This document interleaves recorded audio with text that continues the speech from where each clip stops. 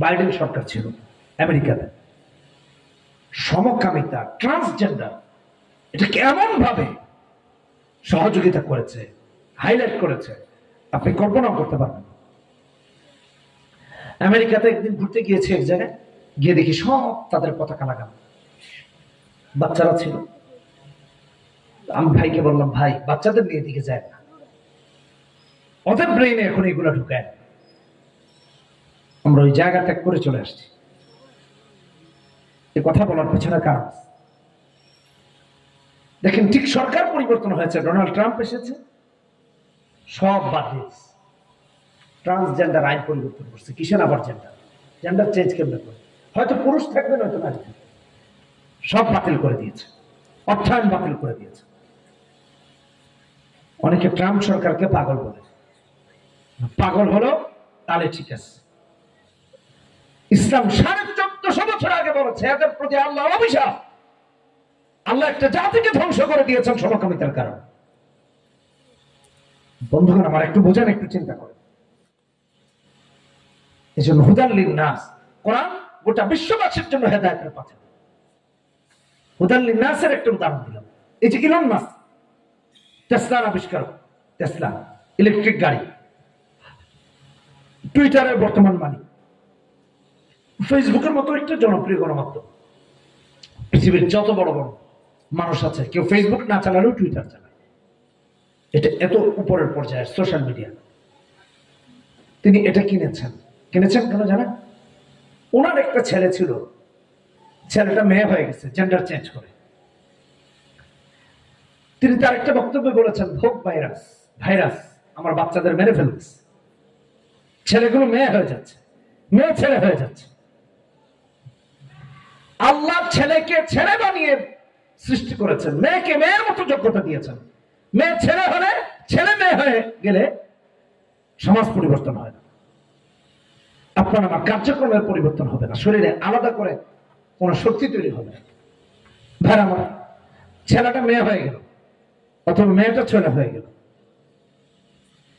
চিন্তা করেন কত বড় আহাম। এগুলো করলে তো সমাজ ধ্বংস হয়ে যাবে, জেনারেশন ধ্বংস হয়ে যাবে। ইলন মাস্ক এই জন্য প্রকাশ্যে রাজনীতিতে এসেছে। আপনারা এগুলো একটু স্টাডি করবেন।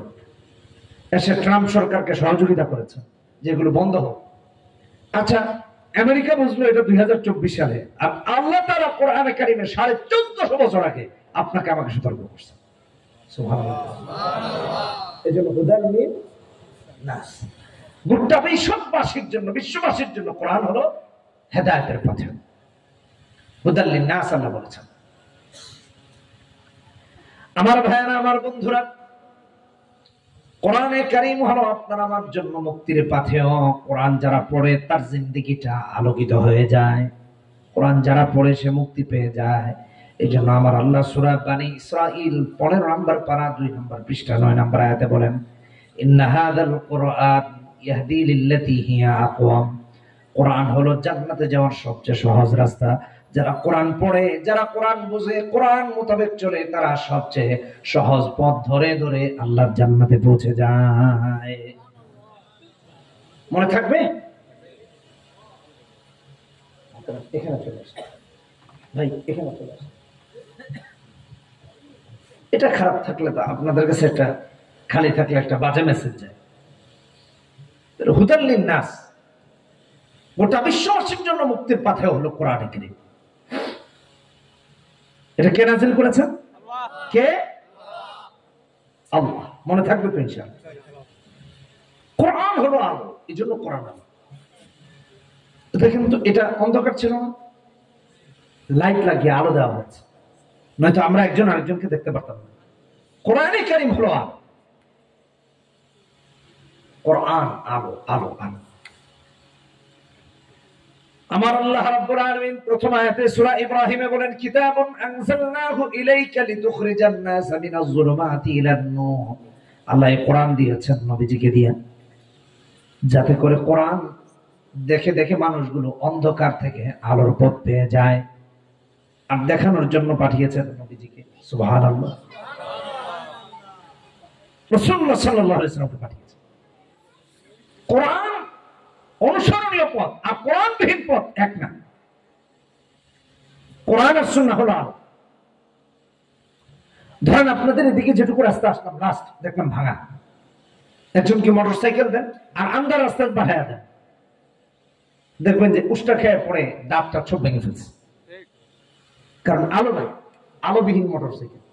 অথবা আলোবিহীন রাস্তা দিয়ে একজন পথিক হেঁটে যাচ্ছে, সাপ এপার থেকে ওপারে যাচ্ছে, আপনি পাড়া দিবেন সাপে, সাপ কামড় দিবে, বিষাক্ত সাপ আপনাকে কামড় দিয়ে মেরে ফেলবে, বিপদের সম্মুখীন হবে। ভাইরা আমার, বন্ধুরা আমার, কোন পথিক যদি অন্ধকার পথে চলে, হোঁচট খেয়ে পড়ে গিয়ে দাঁত ভেঙে যাওয়ার সম্ভাবনা থাকে, পা ভেঙে যাওয়ার সম্ভাবনা থাকে, নাক ফেটে যাওয়ার সম্ভাবনা থাকে, সাপে কামড় দেওয়ার সম্ভাবনা থাকে, গোবরে হোঁচট খাওয়ার সম্ভাবনা থাকে। কিন্তু পথিকের হাতে যদি আলো থাকে, লাইট থাকে, লাইট দিয়ে দেখে দেখে, আলো দিয়ে দেখে দেখে নিরাপদে গন্তব্যে পৌঁছে যায়। ঠিক কিনা বেঠিক জোরে বলেন? কোরআন আর সুন্নাহ হলো আলো। কোরআন আর সুন্নাহর আলো যার মাঝে থাকবে, যে দুনিয়ার পথ চলবে কোরআন আর সুন্নাহর আলো দিয়ে, কোরআন আর সুন্নাহর আলো দিয়ে দেখে দেখে দুনিয়া পার হয়ে যাবে, কবর পার হয়ে যাবে, মিজান পার হয়ে যাবে, পুল সিরাতের পুল পার হয়ে আল্লাহ রাব্বুল আলামিনের জান্নাতুল ফিরদাউসে গিয়ে ঢুকে যাবে। সুবহানাল্লাহ। কোরআন আর সুন্নাহ, কোরআন সুন্নাহবিহীন জিন্দেগি অন্ধকার, কোনো লাভ হবে না আপনার। কোরআন ব্যতি রেখে সালাত হয় না, নামাজ হয় না। 170 নম্বর আয়াত সূরা আরাফ, আল্লাহ বলেন, ওয়াল্লাযীনা ইউমাসসিকুনা বিল কিতাবি ওয়া আকামুস সালাত ইন্না লা নুযিউ আজরাল মুসলিহিন। মুসলিহিনের আমল ছাড়া আল্লাহর কাছে আমল কবুল হয় না। কোরআন সুন্নাহ বাদ দিয়ে যারা আমল করে তারা মুসলিহিন নয়, তাদের আমল রবের কাছে কবুল হবে না।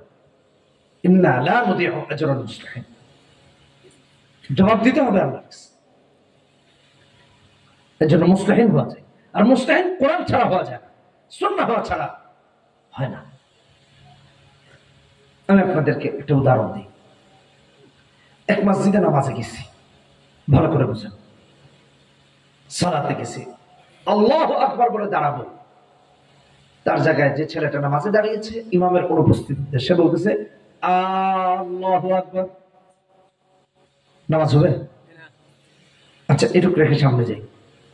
সূরা ফাতিহা পড়তে গিয়ে বলতেছে আলহামদুলিল্লাহি রাব্বিল আলামিন, এভাবে করে নামাজ কেমনে হবে? ইমাম কাজী নাসিরউদ্দিন বাইজাবি রাহিমাহুল্লাহ লিখেছেন, আলহামদুর জায়গায় কেউ যদি আলহামদু পড়ে তার নামাজ ফাসিদ, নামাজ হবে না। কেমনে নামাজ হবে? নামাজ হবে না। আচ্ছা, এটা এক পাশে রাখেন। এক মসজিদে নামাজে গিয়েছি, তো আমার পাশে এক ভাই দাঁড়িয়েছেন, উনি নামাজের মাঝে ইমামের সাথে সাথে আলহামদুলিল্লাহ রাব্বিল আলামিন আর রহমানির রহিম সব পড়তেছেন। ইমাম তো জোরে জোরে পড়েন, তিনি ফুসফাস করে এভাবে করে। ভাবলাম উনি হয়তো এই হাদিসের উপর আমল করতেছেন, লা সালাতা ইল্লা বিফাতিহাতিল কিতাব। কিন্তু দুঃখজনক, সূরা ফাতিহা শেষ হয়েছে, ইমাম এক সূরা শুরু করেছেন, সে আরেক সূরা শুরু করছে। বলেন নামাজ কেমনে হবে?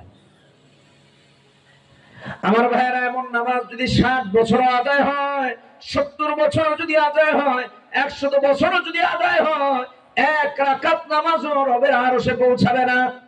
ঠিক কিনা বেঠিক জোরে বলেন? কেমনে পৌঁছাবে? এই নামাজ আল্লাহর কাছে কবুল হবে না। ইন্না লা নুযিউ আজরাল মুসলিহিন। আর আল্লাহর যে বান্দা দাঁড়াবে নামাজে আল্লাহর জন্য, কার জন্য? আল্লাহর জন্য। কেন বললাম? এখন তো অনেকে দাঁড়ায় জনগণের জন্য, কথা কয় ঠিক।